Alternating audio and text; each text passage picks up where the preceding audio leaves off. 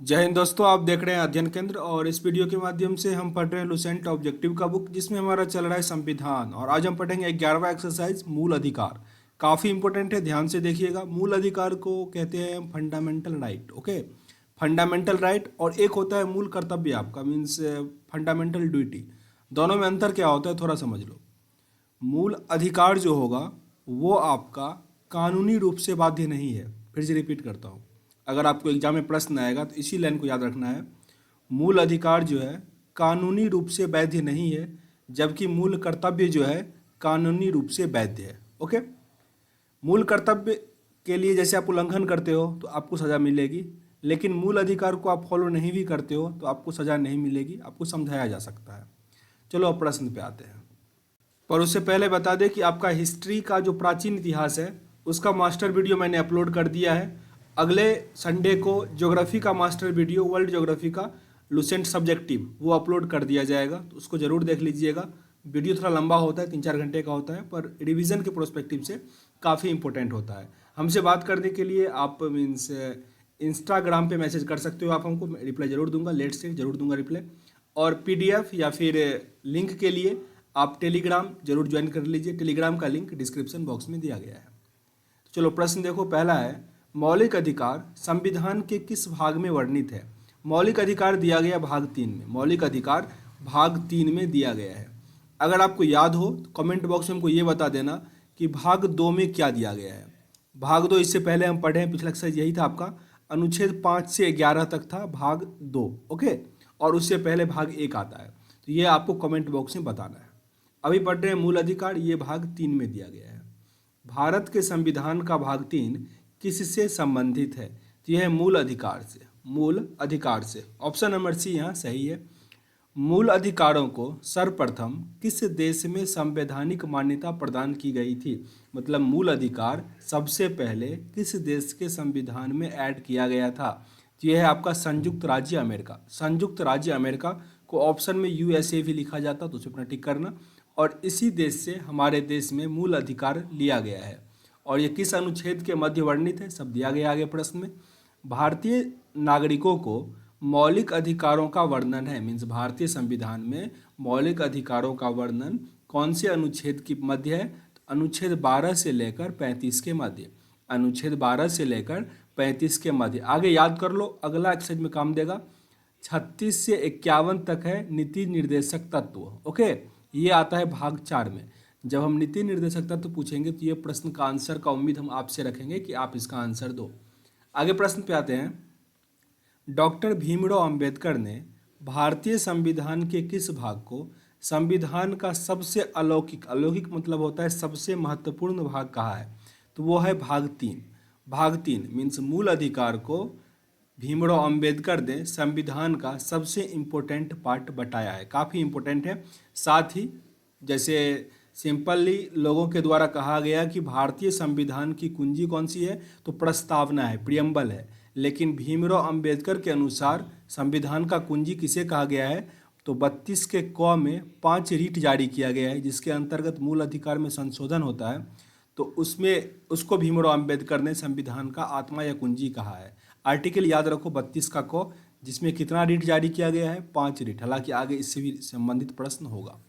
आगे देखो, मूल अधिकार मूल कहलाता है क्योंकि वह क्या है, क्योंकि वह मानव के प्राकृतिक और अति प्रत्यय अधिकार है। मानव के प्राकृतिक और अप्रत्यय अधिकार है, मीन्स वो उसका अपना अधिकार है। ऑप्शन नंबर क्या हो जाएगा, डी।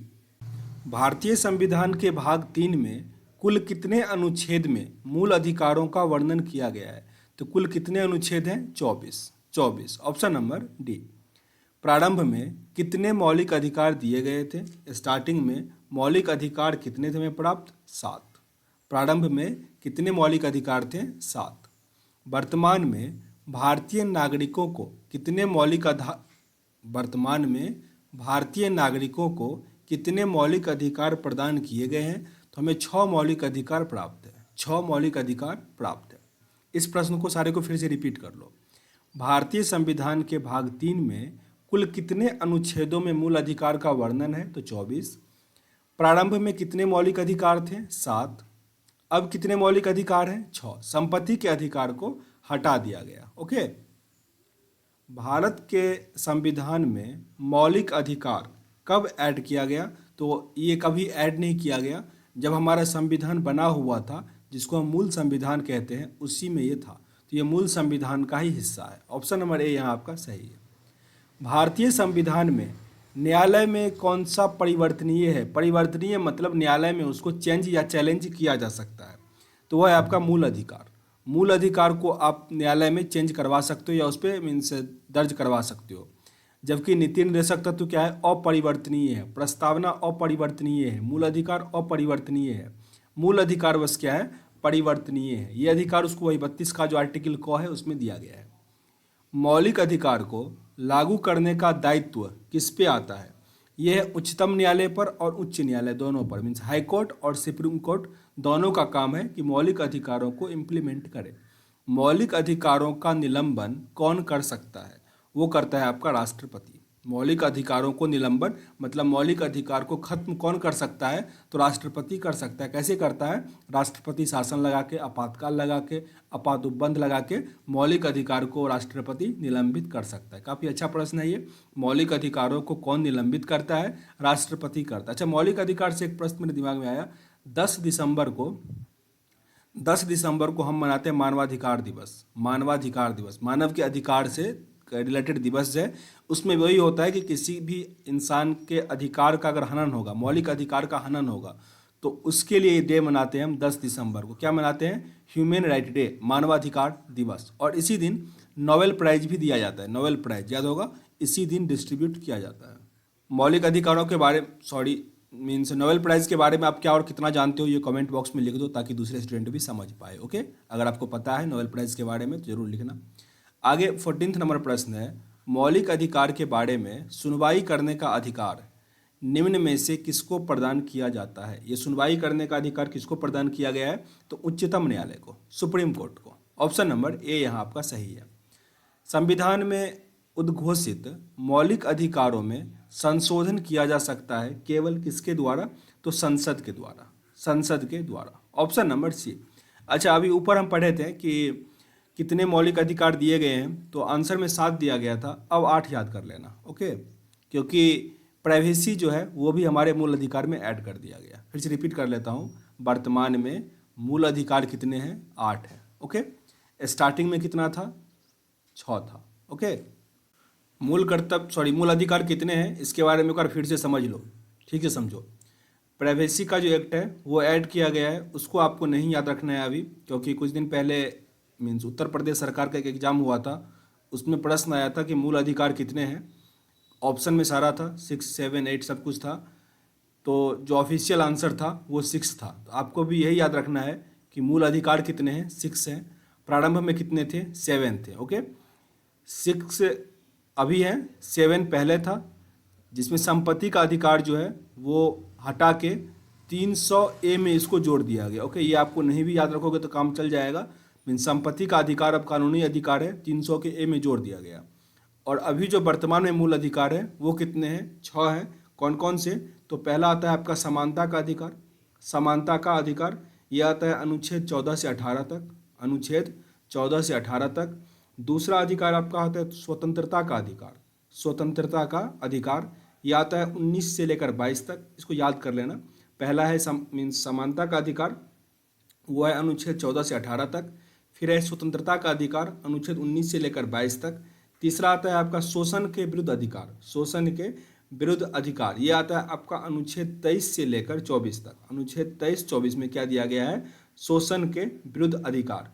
फिर चौथा जो आपका अधिकार है वह है धार्मिक स्वतंत्रता का अधिकार। ये अनुच्छेद 25 से लेकर 28 तक, धार्मिक स्वतंत्रता का अधिकार। आगे आता है आपका पांचवा संस्कृति और शिक्षा संबंधी अधिकार। संस्कृति और शिक्षा संबंधी अधिकार ये आता है 29 और 30 में। 29 और 30 में। और फिर आता है अनुच्छेद 32 जिसका मैंने जिक्र किया था, छठा, वो आता है संवैधानिक उपचारों का अधिकार। संवैधानिक उपचारों का अधिकार ये आता है आपका आर्टिकल 32 में। ओके, तो यहाँ तक दिया गया, ये आपको याद करना होगा। अब समझते हैं कि क्लियर हुआ होगा। आपको वही टिक करना है, 6 पे टिक करना है कि वर्तमान में मूल अधिकार कितने हैं? तो 6 हैं, क्योंकि जो ऑफिशियल आंसर शीट दिया है उसी के अकॉर्डिंग आपको चलना है। अगर आप बहुत दिनों के बाद एग्जाम दे रहे हो, जैसे कि ये वीडियो मैं 2020 में बना रहा हूँ, तो उससे पहले थोड़ा इसको अपडेट कर लेना। ओके, चलो आगे प्रश्न पे आते हैं। आगे प्रश्न हमारा दिया गया है, भारतीय नागरिकों को प्रदान किए किए गए मूल अधिकारों को निलंबित किया जा सकता है। कैसे निलंबित होगा? तो जब राष्ट्रपति आपातकाल लगाएगा तब क्या हो जाएगा, वो निलंबित हो जाएगा। सारा मूल अधिकार निलंबित नहीं होता है, आर्टिकल 19 और आर्टिकल 21 जो है वो बचा रह जाता है, पर प्रश्न के अकॉर्डिंग आपको आंसर करना है। निम्नलिखित में से कौन से मामले उच्च न्यायालय तथा उच्चतम न्यायालय की अधिकारिता में आते हैं? उच्च न्यायालय और उच्चतम न्यायालय की अधिकारिता में कौन कौन से आते हैं? तो मूल अधिकार का प्रवर्तन, मूल अधिकार का प्रवर्तन उच्च न्यायालय और उच्चतम न्यायालय के अंतर्गत आता है। रिपीटेड प्रश्न हो गया ये। भारतीय संविधान के अंतर्गत मूल अधिकारों का संरक्षक कौन है? मूल अधिकारों का संरक्षक कौन है? न्यायपालिका, न्यायपालिका, supreme court. Option number c. मौलिक अधिकारों के निलंबन का आदेश कौन दे सकता है? निलंबन का आदेश कौन देगा? तो अभी पढ़े थे, राष्ट्रपति देगा। आपातकाल लगा के राष्ट्रपति निलंबन करने का आदेश दे सकता है। ये किन किन स्थिति में होता है, ये जब हम ये पढ़ेंगे आपात उपबंध तब क्लियर हो जाएगा। ओके, मूल अधिकारों पर आवश्यक प्रतिबंध लगाने का अधिकार किसको है? यह अधिकार किसको प्रदान किया गया है? संसद को, सांसद को। Option number b. मौलिक अधिकारों का प्रमुख उद्देश्य क्या है? इसका प्रमुख उद्देश्य है व्यक्तिगत स्वतंत्रता को सुनिश्चित करना। व्यक्तिगत स्वतंत्रता को सुनिश्चित करना मीन्स किसी को सप्रेस नहीं करना। ऑप्शन नंबर बी यहाँ आपका सही है। मूल अधिकार को प्रवर्तित करने की शक्ति प्राप्त है। मूल अधिकार को चेंज इसमें से कौन कर सकता है? ये चेंज करेगा कौन? उच्चतम न्यायालय और उच्च न्यायालय मीन्स हाई कोर्ट और supreme court. Option number D यहाँ सही है। भारतीय संविधान में प्रदत्त मूलभूत अधिकार को निलंबित करने वाली सत्ता कौन सी है इसमें? तो राष्ट्रपति। भारतीय संविधान में प्रदत्त मूलभूत अधिकार को कौन हटा सकता है? तो वो हटा सकता है राष्ट्रपति। ऑप्शन नंबर डी यहाँ आपका सही है। भारत में मौलिक अधिकार के संबंध में निम्न वक्तव्यों पर विचार कीजिए। मीन्स मौलिक अधिकार के बारे में इसमें से कौन कौन सा कथन सही दिया गया है आपको बताना है। तो यह राज्य कृति के विरुद्ध एक गारंटी है। यह राज्य कृति के विरुद्ध एक गारंटी है, ये भी सही है। मीन्स आपको इस देश में रखा जाएगा, इसके एक गारंटी होता है ना, इंश्योर करता है, वो है। आगे दिया गया, यह संविधान के भाग 3 में दिया गया है, ये भी सही है। यहाँ पे 2 ही कथन सही है, तो ऑप्शन नंबर ए आपका क्या है? सही है, और सारे गलत हैं इसमें। आगे दिया गया है समानता का अधिकार। इसका मैंने जिक्र किया था, पहला अधिकार हमारा यही है, समानता का अधिकार। संविधान के किन 5 अनुच्छेद के बीच आता है? तो अनुच्छेद 14 से लेकर 18 के बीच क्या आता है? समानता का अधिकार, समानता का अधिकार, जिसमें अनुच्छेद 14 जो है ये बताता है कि कानून के समक्ष सभी समान है, कानून के समक्ष सभी समान है। भारतीय संविधान के निम्नलिखित अनुच्छेदों में कौन विधायक सत्ता पर पूर्ण नियंत्रण लगाता है? फिर से रिपीट कर लो, भारतीय संविधान के निम्नलिखित अनुच्छेदों में से कौन विधायन सत्ता पर पूर्ण नियंत्रण लगाता है? ये लगाता है अनुच्छेद 14, अनुच्छेद 14। ऑप्शन नंबर यहाँ ए सही है। भारतीय संविधान की प्रस्तावना में प्रयुक्त समाजवाद शब्द को निम्नलिखित में से किन अनुच्छेदों के साथ मिलाकर पढ़ने से सर्वोच्च न्यायालय को समान कार्य के लिए समान वेतन का मौलिक अधिकार परिभाषित करने की शक्ति प्राप्त हुई? मीन्स मौलिक ये जो काम, जितना काम उतना वेतन, समान कार्य समान वेतन, ये कहाँ से मिला? तो अनुच्छेद 14, 15 और 16 ये क्या देता है? समानता का अधिकार देता है। मीन्स अगर आप वही काम कर रहे हो जो कोई बड़ा आदमी कर रहा है तो दोनों का वेतन क्या होगा? सेम होगा। इसको लेके मीन्स बेनिफिट कहाँ मिलता है? जैसे देखो, स्कूल में 2 टाइप के टीचर हुए, एक तो पुराने टीचर है जिनका वेतन काफ़ी अधिक है, एक दूसरे टीचर जो नए नए टीचर बहाल हुए हैं, तो दोनों का काम क्या है? सेम है, पर नए वाले टीचर का वेतन क्या होता है? कम होता है। तो यहाँ पे ये काम आ जाता है। जैसे नया कोई भी वैकेंसी आ रहा है तो उसका वेतन क्या है? प्रीवियस के अकॉर्डिंग कम है, इसीलिए ये न्यूज़ काफ़ी अधिक रहता है, समान वेतन और समान कार्य। तो इसको थोड़ा याद रखना। ओके, आगे दिया गया संविधान के किस अनुच्छेद में कानून का समान संरक्षण प्रबाधित है? मीन्स कानून का समान संरक्षण के बारे में दिया गया है, तो यह है आपका अनुच्छेद 14, अनुच्छेद 14। समान संरक्षण का मतलब यही हुआ, समानता का अधिकार। ऑप्शन नंबर सी सही है।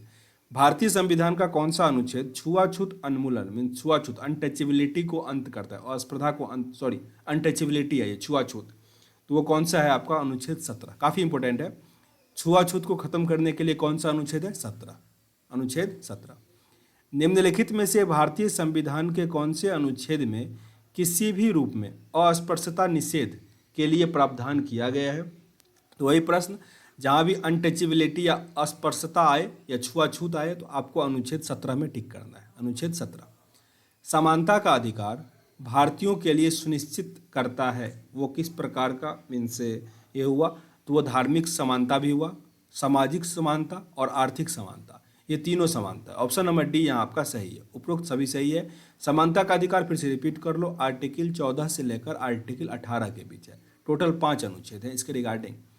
संविधान के किस अनुच्छेद के प्रावधानों के अंतर्गत भारत सरकार द्वारा भारत रत्न, पद्म विभूषण आदि अलंकरण प्रदान किए जाते हैं? ये मिलता है अनुच्छेद 18 के अंतर्गत। अनुच्छेद 18 के अंतर्गत ऑप्शन नंबर बी सही है। 1995 में पारित अस्पृश्यता अपराध अधिनियम को वर्तमान में किस नाम से जाना जाता है? ये अब सिविल अधिकार संरक्षण अधिनियम, सिविल अधिकार संरक्षण नियम के नाम से जाना जाता है। 34वां प्रश्न है, धर्म आदि के आधार पर विभेद का प्रतिषेध, मीन्स भारत के संविधान के अनुच्छेद 15 में दिया गया है, एक मूल अधिकार है जिसे किसके अधीन वर्गीकृत किया जाएगा? ये किया जाएगा समता का अधिकार, समता का अधिकार। ऑप्शन नंबर डी यहाँ आपका सही है। निम्नलिखित अनुच्छेद में कौन भिन्न वर्ग में आता है? इन मीन्स 4 अनुच्छेद दिया गया है यहाँ पे, अगर आपको याद हो तो 14 से 18 क्या है? समानता का अधिकार। उससे आगे है स्वतंत्रता का अधिकार। तो 18 तक ये सब आ गया, 14, 15, 16 ये क्या हो गया? समानता का अधिकार है। और 19 क्या होता है? स्वतंत्रता का अधिकार होता है। तो आपका ये अलग है, ऑप्शन नंबर डी सही है। ओके।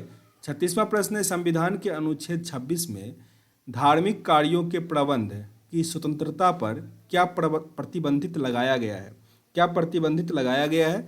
तो ये लगाया गया है आपका लोक व्यवस्था, लोक व्यवस्था, सदाचार और स्वास्थ्य। लोक व्यवस्था, सदाचार और स्वास्थ्य। ऑप्शन नंबर डी यहाँ आपका सही है। यह अनुच्छेद 26 के अंतर्गत लगाया गया है।